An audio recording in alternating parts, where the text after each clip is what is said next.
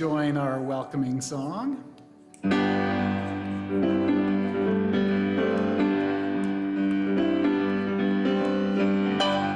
You are welcome here, wherever you're going to, wherever you're coming from, you are welcome here. You are welcome here, wherever you're going to, wherever you're coming from, you are welcome here, 'cause it's a house of love, a house of hope and dreams. It's a house of love, and you are welcome here, 'cause it's a house of love, a house of hope and dreams. It's a house of love, and you are welcome here. Y ahora en español. Bienvenido aquí, yo quiero que vayas tú, yo quiero que vengas hoy. Bienvenido aquí,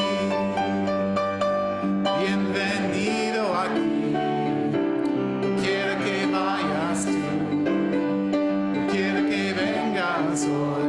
Bienvenido aquí a este lugar de amor, de sueños e ilusión, este lugar de amor.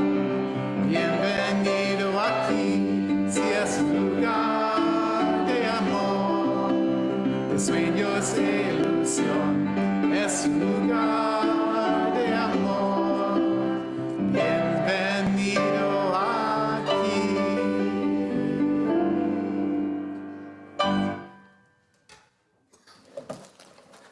Good morning. Welcome to Chalice Unitarian Universalist Congregation. We are delighted to have you here with us. We gather together as a community of diverse beliefs and experiences to nurture a liberal religious spirit and serve others. And we do this guided by our values with love at the center. Whoever you are, whomever you love, whatever your life's journey, we are grateful you have joined us this morning. Whether you gather with us every Sunday, pop in once or twice a year, or are here for the very first time, thank you for joining us. I am Jessie Striplin, the worship associate today. Our service is led by our minister, Reverend Sharon Wylie. Our worship musician this morning is John Schultz. Our song leader is Jeff Hayes. Our tech team is Hope Campbell, Jake Diock, and Dean Gadet. Our greeters are John and Debbie Ressler. Sometimes there are those in any congregation who arrive a little late. We don't want to add stress to their morning by making it hard to find a seat. So please, if you are willing and able, please move on down the row to free up seats for these new arrivals. Also, please feel free to wear a mask or step outside as needed for your comfort. You can hear what is happening inside while you are outside on the courtyard. We are always delighted to see newcomers joining us in worship. As a newcomer, you might be interested in the groups and activities we offer. These can be found in our email newsletter and the e-news calendar. Online newcomers will receive an email invitation to join our email list after service. In-person newcomers, if you haven't already given us your email address when you signed in, please share it before you leave. Our weekly email is the best way to get information about the many groups and activities we offer here at Chalice. Now, let's take a breath together.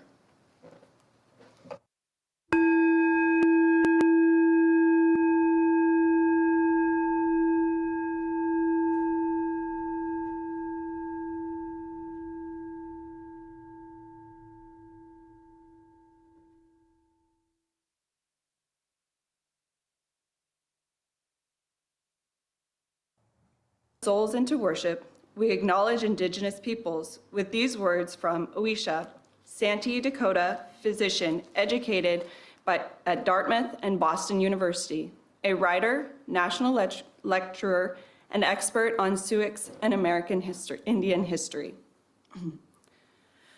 Each soul must meet the morning sun, the sweet, new sweet earth, and the great silence alone. What is silence? It is the great mystery. The holy silence is his voice. Now we light our chalice, the symbol of our Unitarian Universalist faith. I'd like to invite Jessica Schultz to light our chalice this morning.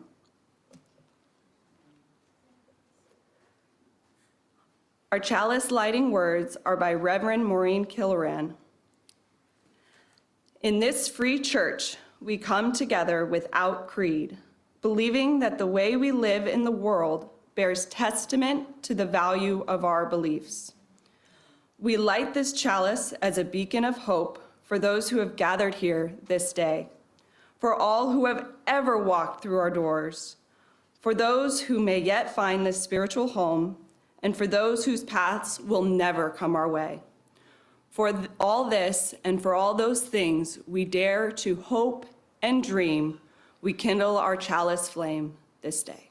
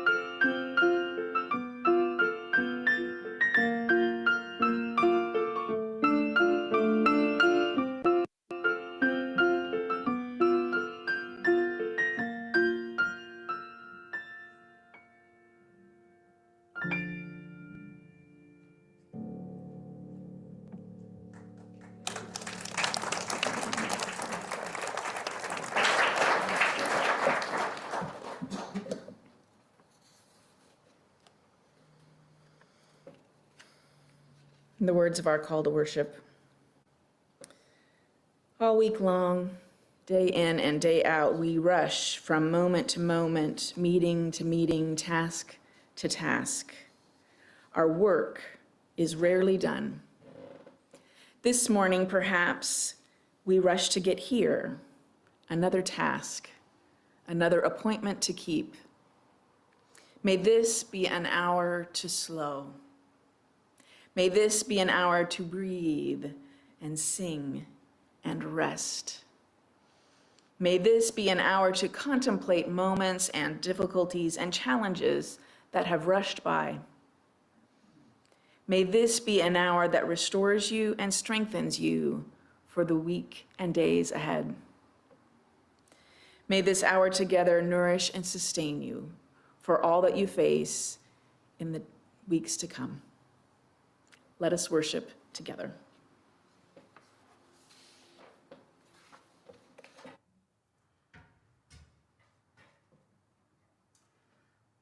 Our hymn of the month for January is hymn number 155 in the gray hymnal, Circle Round for Freedom.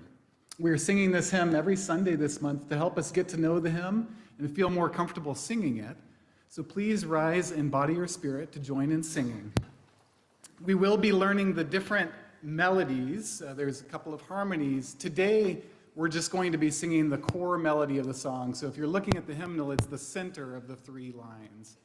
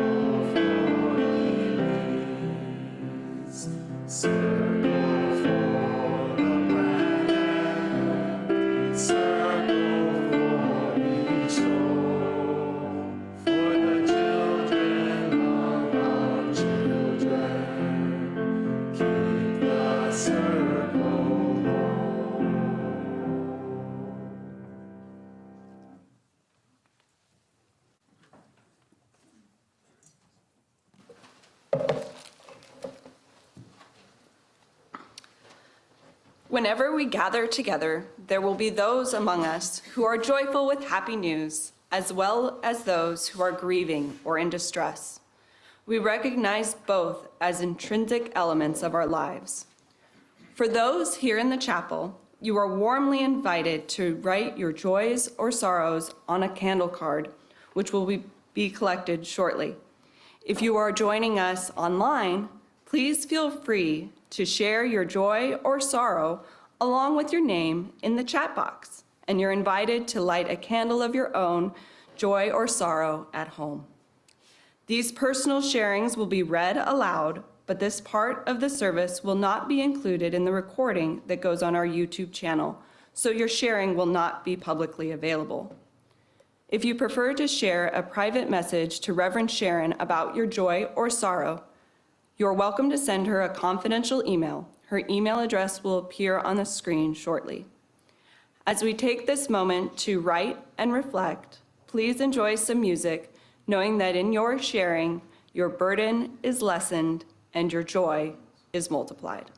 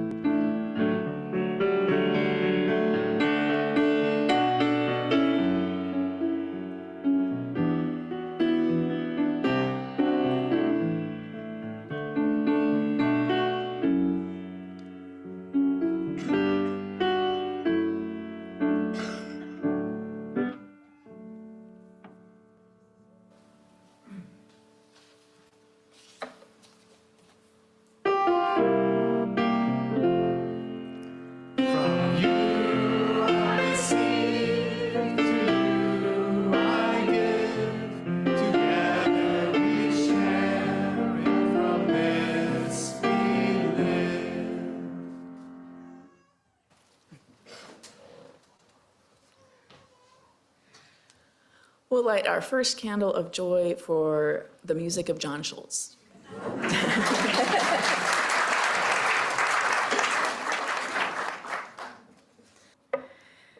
And we'll light a final pillar candle for all the joys and sorrows in the room and in our community that may go unshared and unspoken.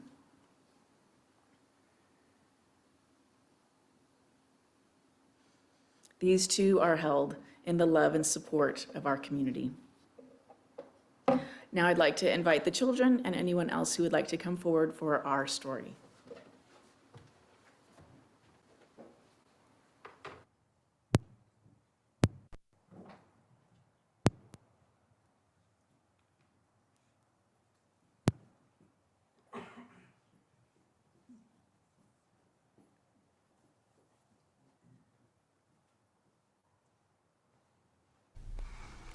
Our story is called Mindful Monkey, Happy Panda, written by Lauren Alderfer and illustrated by Carrie Lee McLean. One late afternoon, as Monkey was walking home from a long day at school, Monkey came across Panda, sitting serenely in a thicket of bamboo. "You always seem so happy and peaceful," said Monkey. "Yes, you could say that," said Happy Panda with a little smile. "What do you do to be so happy and peaceful?" "I walk, I work, I read, I eat, I play, and I rest." Monkey said, "I walk, I work, I read, I play, and I rest, too, but I'm not so happy." "That seems true," said Happy Panda, as he looked at Monkey. "So, Monkey, what do you think about when you do those things?" "Well," said Monkey, "when I walk, I also think about doing chores. When I do chores, I also think about reading. When I read, I also think about eating. When I eat, I also think about playing. When I play, I also think about resting. When I rest, I also think about walking."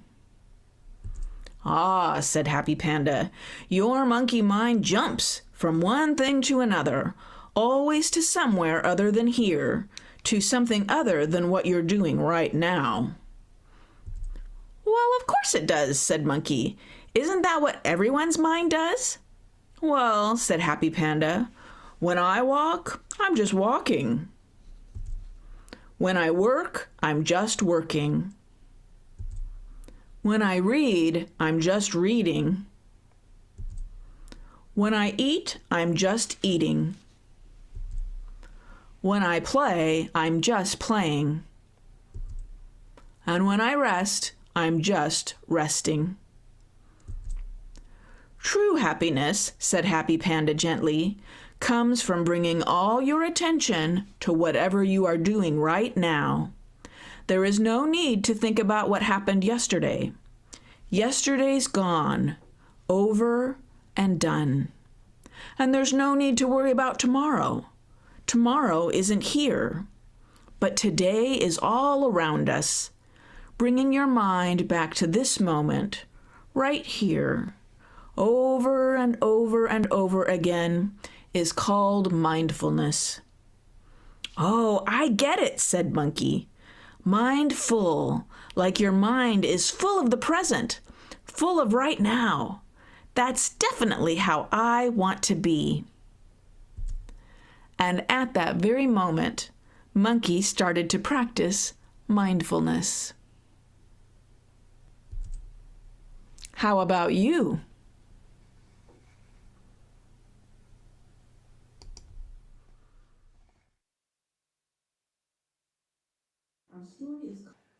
As the children leave for classes, we join in singing. Walk on your path with a song so sweet that everywhere you go there is love all around. Walk on your path with a song so sweet that everywhere you go there is love all around.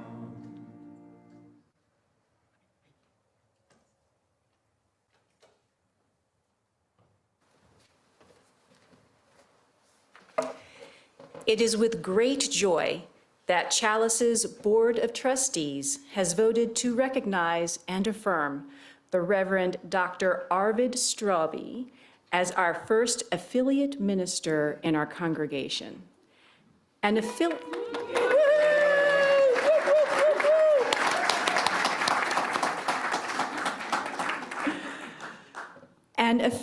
minister is not a parish minister, like Reverend Sharon, but one that mostly serves the larger community beyond our church. As affiliate minister, Reverend Arvid works with Reverend Sharon to provide some programming and/or preaching to our congregation, but he also represents us out in the larger community as his time allows. In return, we offer him our support and affiliation. Reverend Arvid has been a UU parish minister for 35 years. He has served congregations in Washington State, North Carolina, and most recently as lead minister of the First UU Church of San Diego. He currently has a ministry of spiritual direction, spiritual coaching, meditation coaching, and teaching. His preferred pronouns are he, him, his. Reverend Arvid earned a Master of Arts in Divinity degree at the University of Chicago and a Doctor of Ministry degree at Meadville Lombard Theological School in Chicago. In 2013, Meadville awarded him an honorary Doctor of Divinity degree for his distinguished service to our movement. He is also Minister Emeritus at the Eno River UU Fellowship in Durham, North Carolina. Reverend Arvid and Reverend Sharon have co-led a UU-centered annual retreat, Spirit Rest Silent Retreat, since 2016.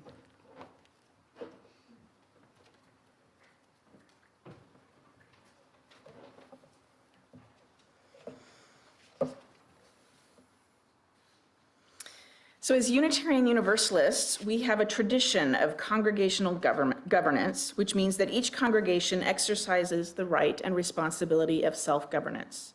So today we gather to affirm this minister, and let's have Arvid come up. Let me grab the iPad. This minister whose energy is focused not within these walls, but beyond them. And while we do not have lots of dogma and rules, we do have covenants. Covenant is another word for promise. So these are the promises that we make to one another.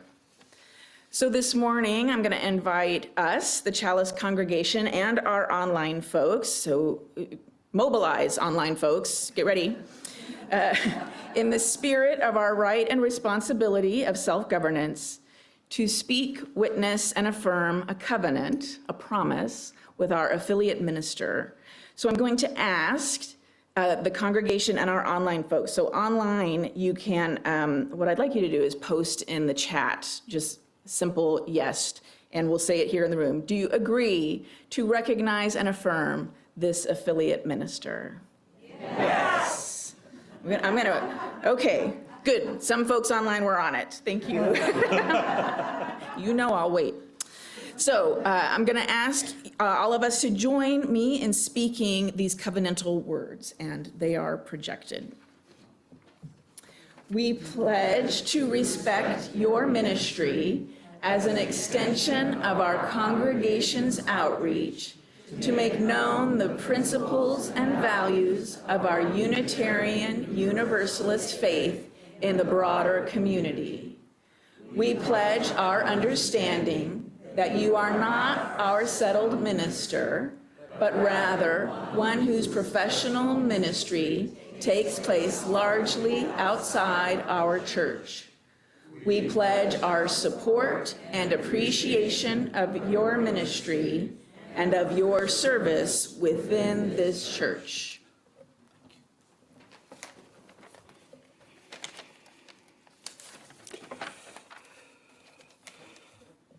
I'm grateful for your recognition of support and of affirmation of my ministry. I pledge that I'll work with Reverend Sharon to find ways of supporting this congregation when I can and when I'm called.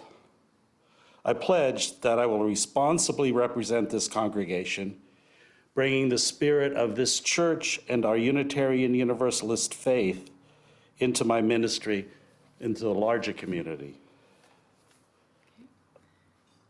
And next words we'll all say together. We joyfully affirm this covenant of affiliation.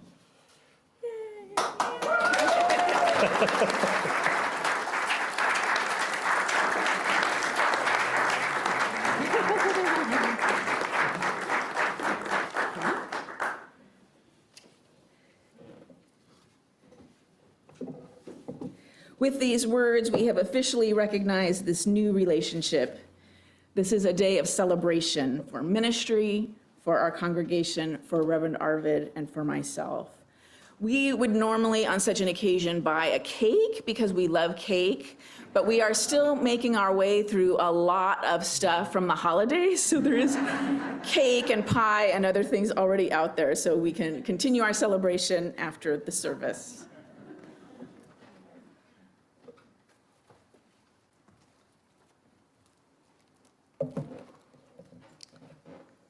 Our reading today is from one of the most beloved figures in 19th century American literature, Ralph Waldo Emerson.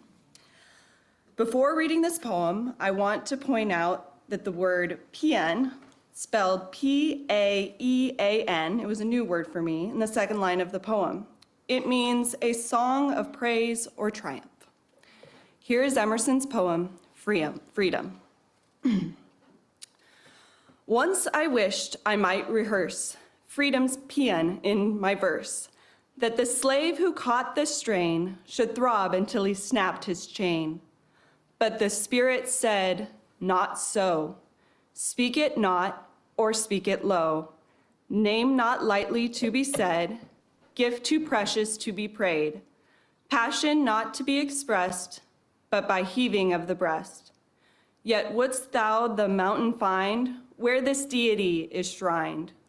Who gives to the seas and sunset skies their unspent beauty of surprise? And when it lists him, waken can, brute or savage, into man. Or if in thy heart he shine, blends the starry fates with thine, draws angels nigh to dwell with thee, and makes thy thoughts archangels be. Freedom's silk secret wilt thou know? Counsel not with flesh and blood, loiter not for cloak or food, right thou feelest, rush to do.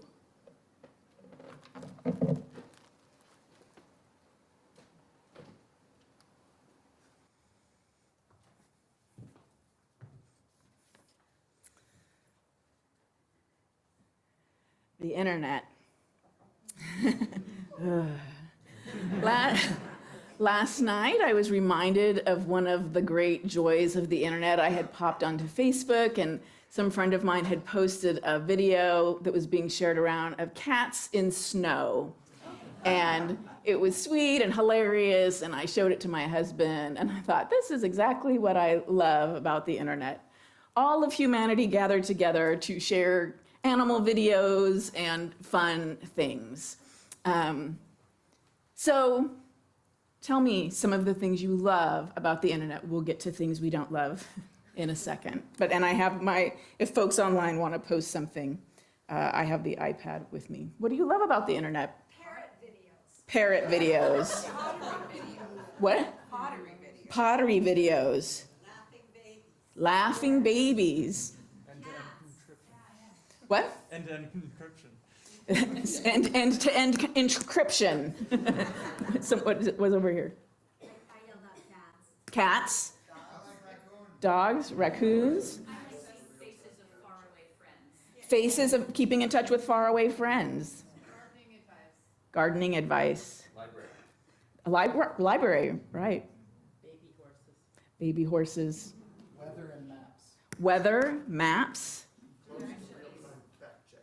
Directions, real-time fact-checking. Being able to see places you can't visit in person. Being able to see places you can't go in person.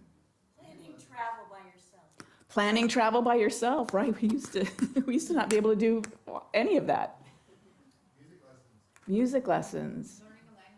Learning a language. Zoom, right? Attending church online. Getting places without that Rand McNally thing. Getting places without piles of street maps and things in our back seat. Complete surprise. Complete surprise. Yeah, one of mine is the things I would never have looked for on my own. I won't tell you the whole story, but I learned in the last week that geckos don't have eyelids, and could see a really up close video of a gecko with a vet who was working on something that was a problem on its eyelid, and I wouldn't even have ever looked for that myself, right? Like, oh, that was really interesting. So there's lots. We could go on for a long time. And, oh, let me check in with the folks online. So someone, teaching online with a cat on the desk, right? We can stay at home and have our loved ones and animals around us. And being able to find an instructional video about anything, absolutely. Wordle, right? Lots of games. There's so much. And the things we're naming, there's a lot of real practical use and then a lot of fun. And those are the things I hear us naming as they come up. And convenience. But what are some of the things that make being on the internet harder and more troubling? Maybe it's always been this way. Maybe we're just more aware of it than we used to be.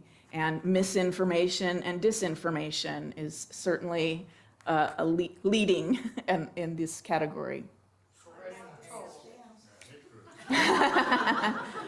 Hate groups, scams, deception, lies, trolls.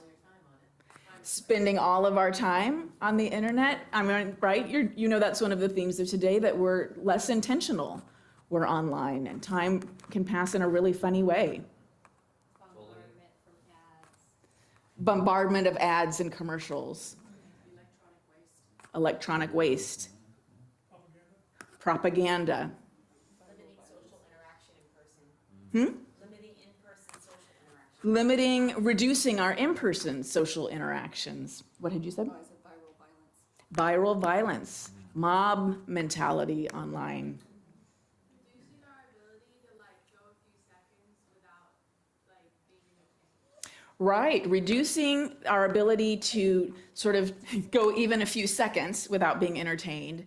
I would say, the reduction in boredom and understanding that boredom is a prelude to creativity, right? We're losing that. Bullying online. I love the internet, and every day of my life, I'm so glad it didn't exist when I was a young person. Right? Being a teenager and adolescent was hard enough without the internet, and I can only imagine how much harder it is now. 24-hour news cycle. 24-hour news cycle. Political poop. Political poop. Political poop. Yeah. Yeah, our safety, being on our devices when we shouldn't be, driving, being distracted. So we could go on about this for a long time as well. But you get it. Can't live with it, can't live without it. Like many people, so we're almost not quite 2 months after the election. And like many people, and I mentioned this the Sunday afterwards, I had kind of a reaction of, I want to read less news. And I know that part of that is because I feel like reading the news, and it's like reading the news all day long, right? That's what the internet gives us. Hasn't made anything better. So, many of us did that from 2016 to 2020. It didn't make things better. It didn't solve any problems. And especially if I read the news to be informed and to understand the world, the election made me feel like all of my news reading has not helped me feel informed and like I understand the world.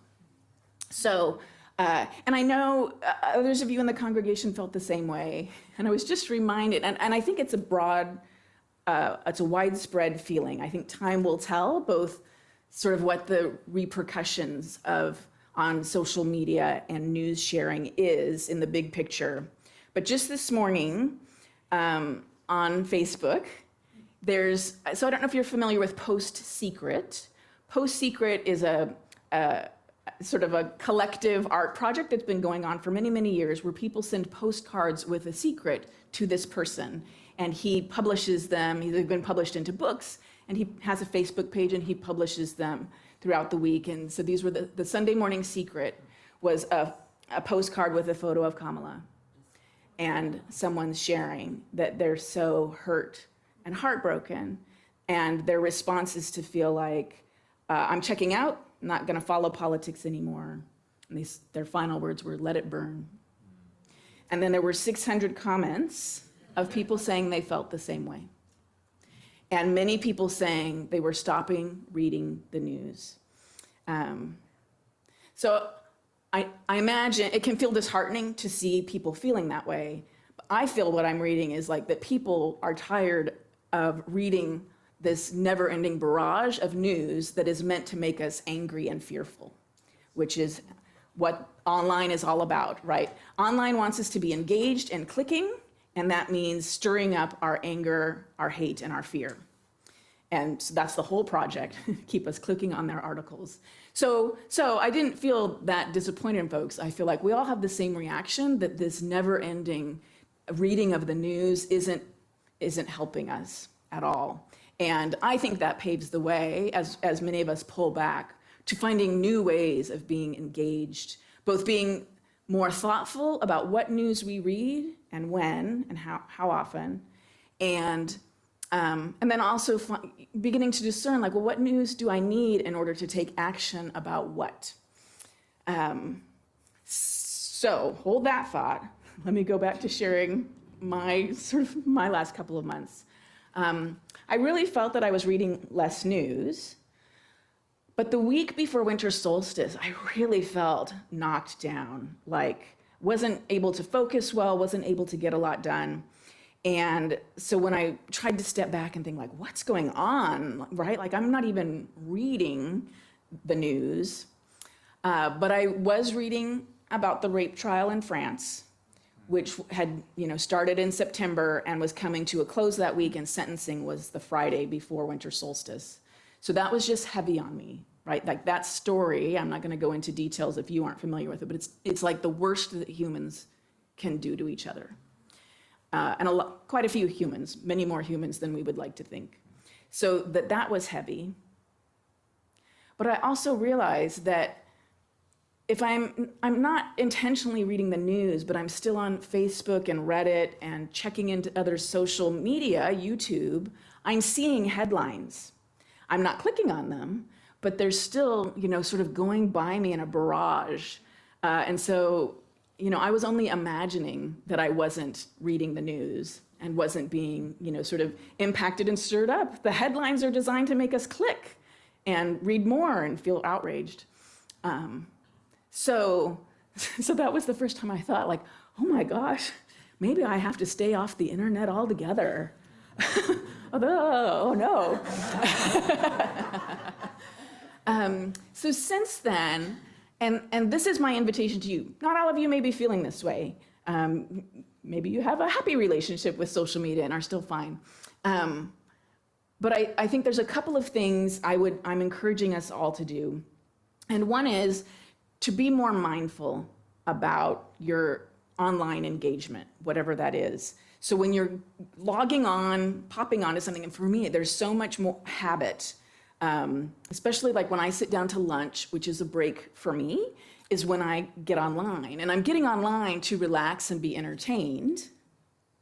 But getting online is like opening your door to a parade, a circus, a protest march, a political conference, and they're all coming into your house, into your living room, where you weren't expecting them, you didn't invite them, and you don't have room for them.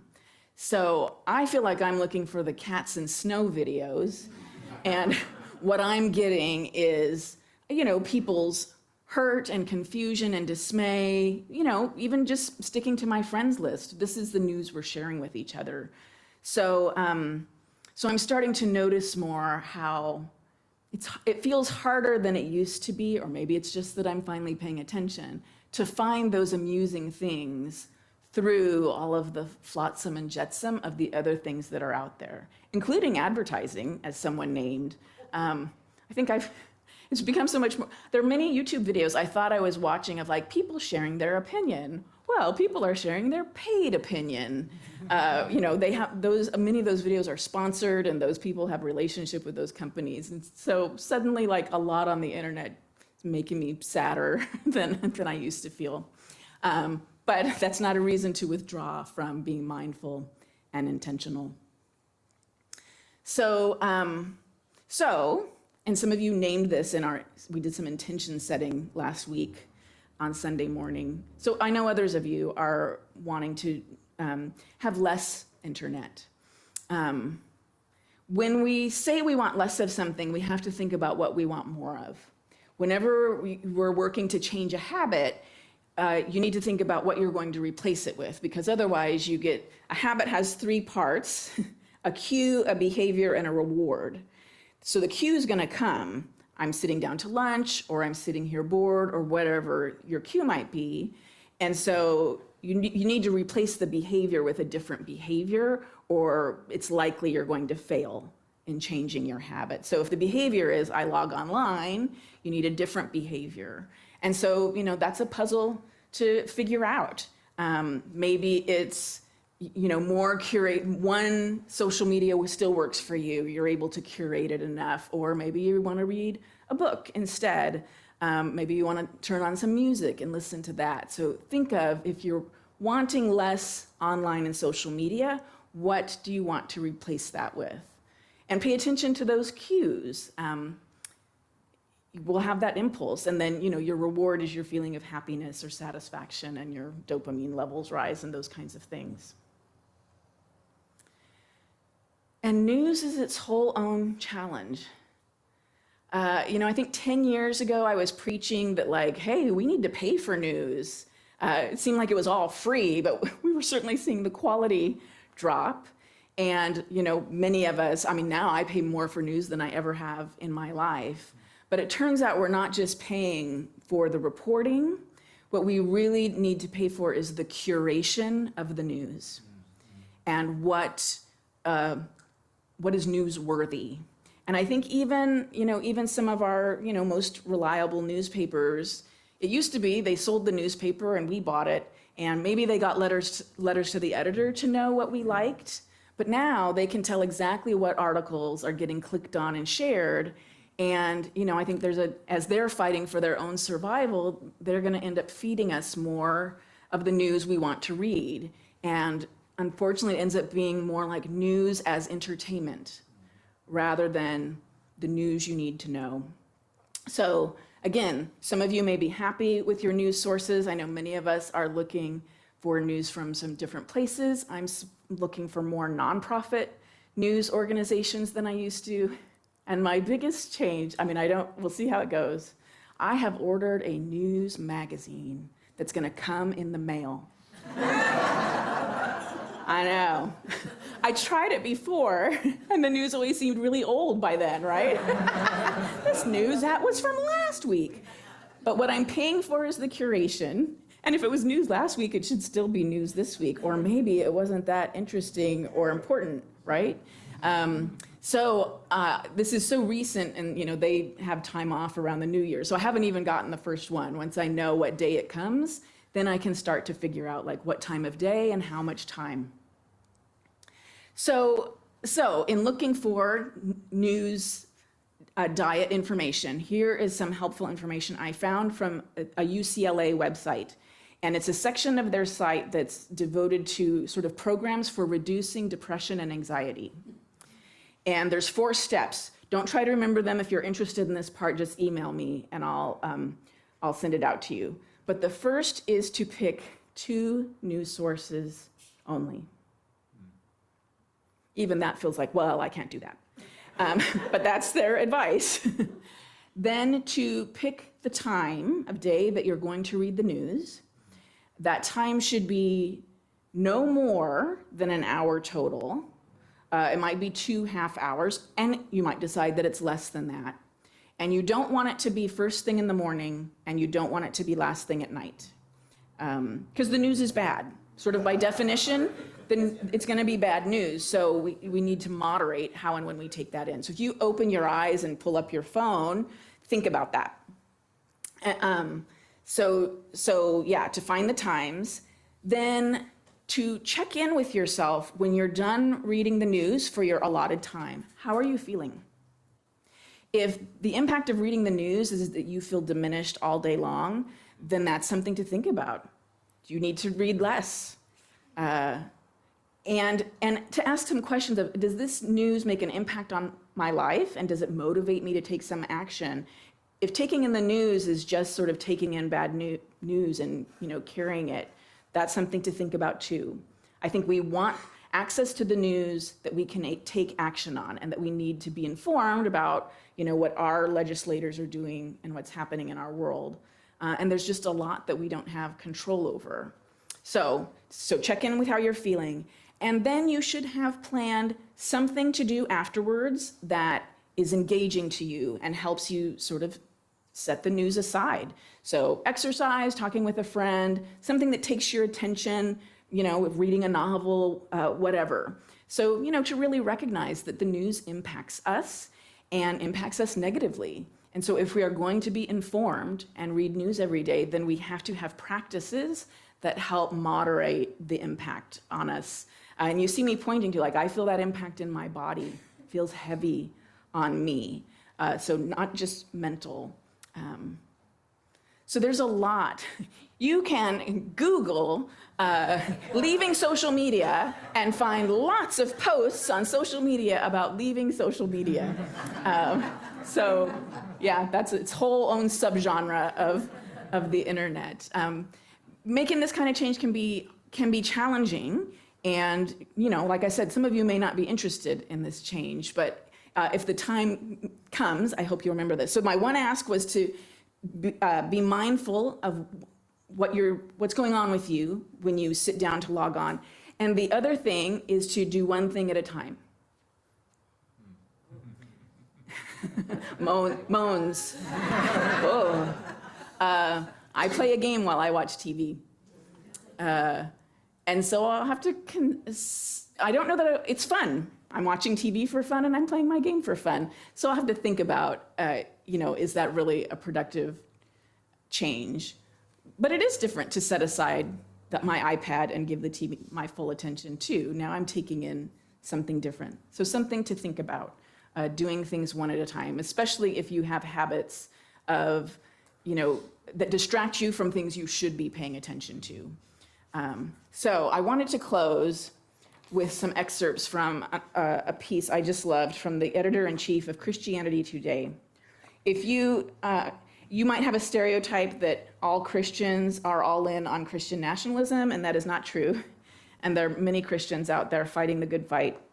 And Christianity Today has been public and visible about what they think about Donald Trump and the rise of Christian nationalism. So this is from the editor-in-chief, Russell Moore, written after the election, called How to Get Through the Next 4 Years.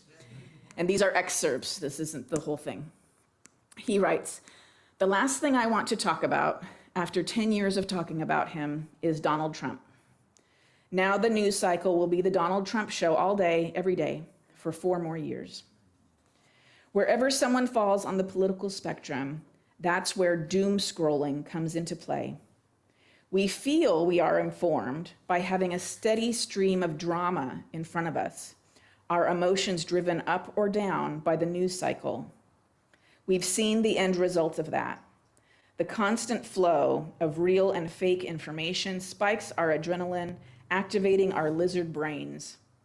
We throw our limbic systems into the sense of having to support or to oppose something, when, much of the time, there's actually nothing we can do about it. And this works because many people like it. What we call politics these days offers people a sense of meaning and purpose, an interruption to the dead everydayness of life. A jolt of adrenaline can feel almost like life for a little while. The stakes are too high for us to see our country as a reality television show.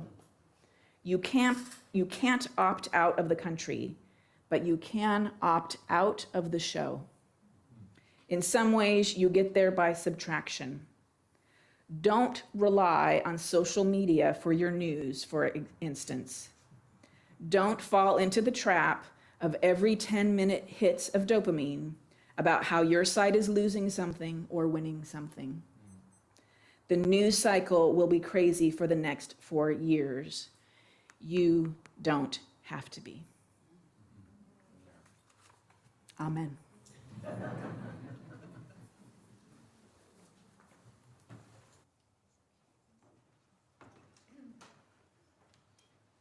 Please rise in body or spirit. Sing hymn number 1031 from the Teal Hymnal, Filled with Loving Kindness.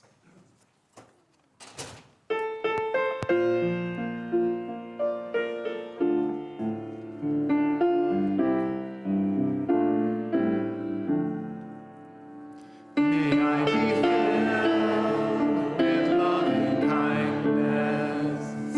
May I be well. May I be filled with loving kindness. May I be well. May I be peaceful and at ease. May I be whole. May you be filled with loving kindness. May you be well. May you be filled with loving kindness. May you be well. May you be peaceful and at ease. May you be well. May we be filled with loving kindness. May we be well. May we be filled with loving kindness. May we be well. May we be peaceful and at ease. May we be whole.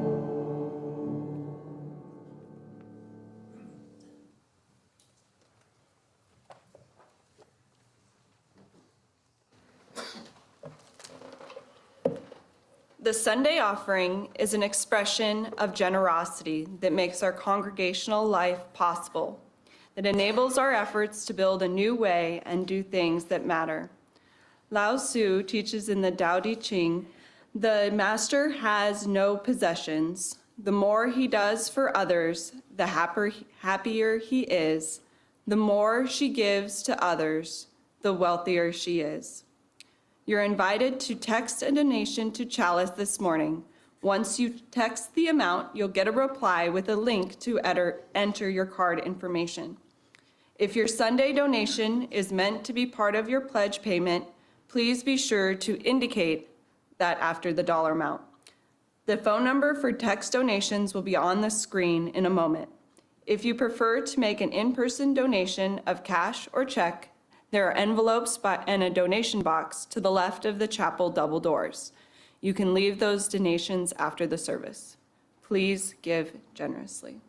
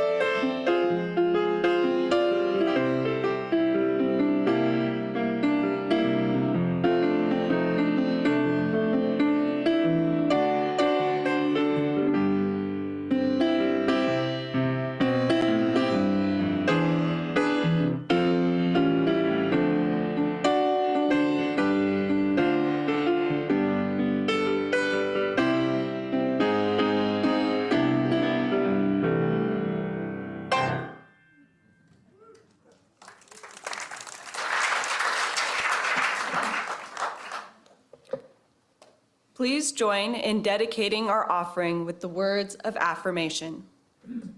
At Chalice UU congregation, love is at the center of everything we do.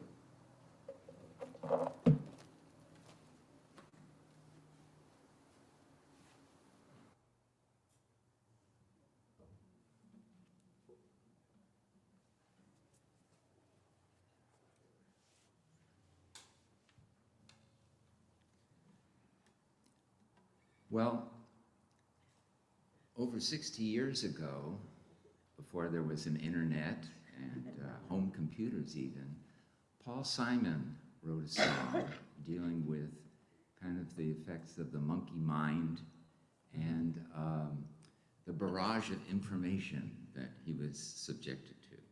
This next song called The Sounds of Silence.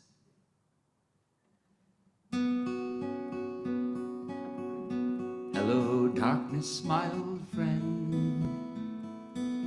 I've come to talk with you again, because a vision softly creeping left its seeds while I was sleeping, and the vision that was planted in my brain still remains within the sound of silence. In restless dreams I walked alone, narrow streets of cobblestone, neath the halo of a street lamp. I turned my collar to the cold and damp, when my eyes were stabbed by the flash of a neon light that split the night and touched the sound of silence. And in the naked light I saw 10,000 people, maybe more, people talking without speaking, people hearing without listening, people writing songs that voices never shared. No one dared to stir the sounds of silence. Fool, said I, you do not know, silence like a cancer grows.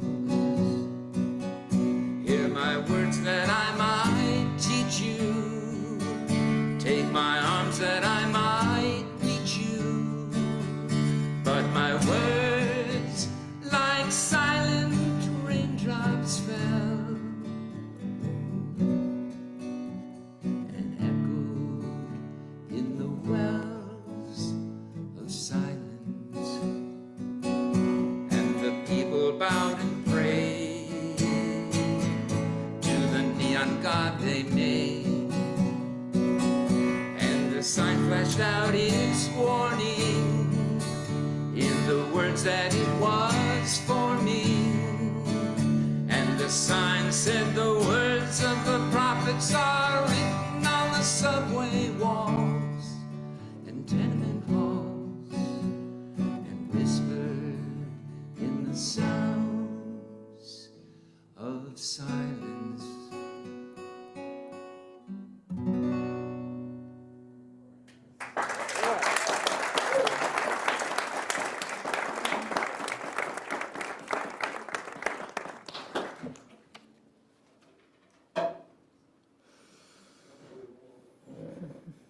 Will you join me in the spirit of prayer? Spirit of life, spirit of love, spirit of laughter. Help us be mindful. Help us to stay fully present to this moment, this beautiful moment, this challenging moment. Help us to grow aware of the many distractions of our daily lives. Help us to savor these distractions when we need rest and enjoyment. Help us to set aside these distractions when we need to tend to the work of living our lives. Help us to do one thing at a time, to set aside delusions of multitasking. Help us always to live as fully and mindfully as we can. May it be so. Amen, and blessed be.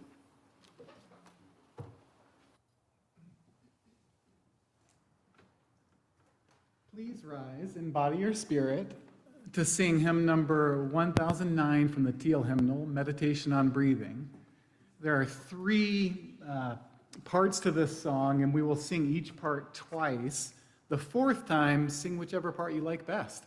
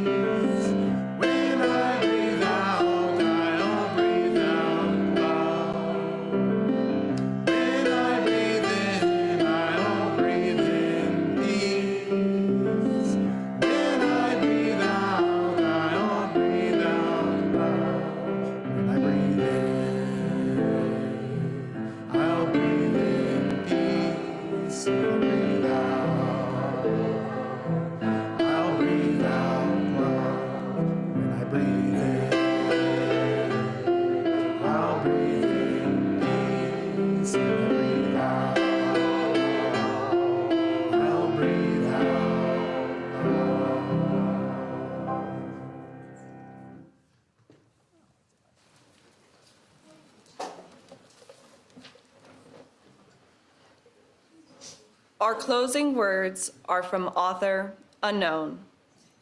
The truth that makes us free. May the truth that makes us free, and the hope that never dies, and the love that casts out all fear, lead us forward together till the day breaks and the shadows flee. After our closing hymn, our social hour will begin in a few moments online in the same Zoom link and in person on our courtyard. Those of you here in person might want to bring your refreshments into the green room and have a visit with our online congregants. Reverend Sharon and I look forward to greeting you at the chapel doors to hear how the service was meaningful to you. Peace be with you.